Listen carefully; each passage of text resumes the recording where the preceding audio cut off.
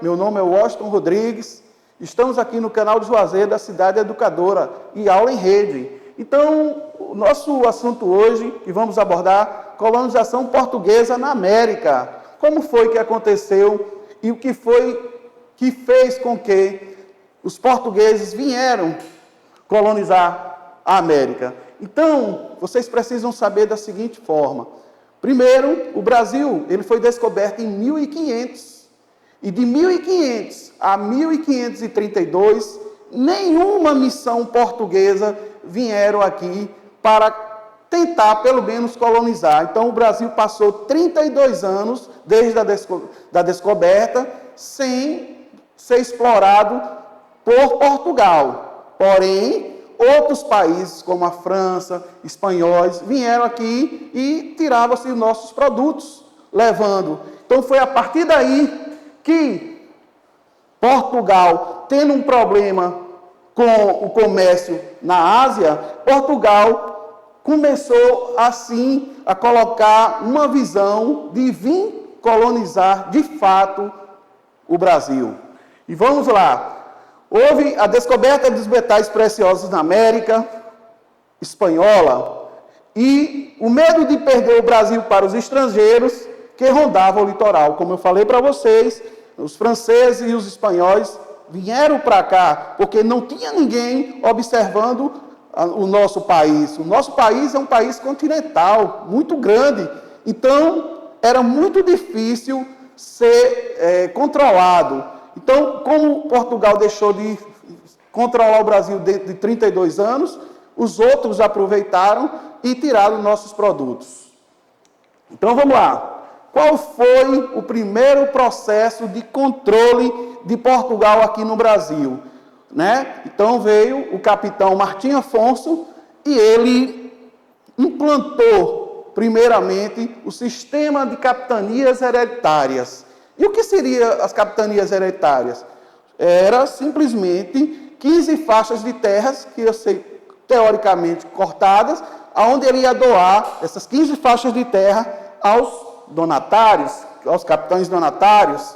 E aí, esses donatários tinham o papel de, além de controlar e fiscalizar as capitanias, eles tentariam escravizar, naquela época ainda, os índios, e cobrar alguns impostos de pessoas que vinham tentar adquirir produtos aqui no Brasil. Nesse primeiro momento, o pau-brasil, certo?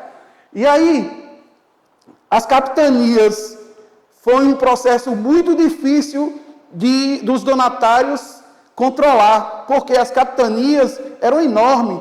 Vou dar um exemplo aqui, gente, só a Bahia, um donatário para controlar a Bahia toda. Então, era muito difícil. Foi por esse motivo que as capitanias hereditárias não prosperaram. Não prosperaram por esse motivo, porque um donatário só dominar uma capitania e controlar uma capitania era muito difícil. Mas, mesmo assim, ainda tiveram duas capitanias que prosperaram, que foi a de Pernambuco e que foi a de São Vicente.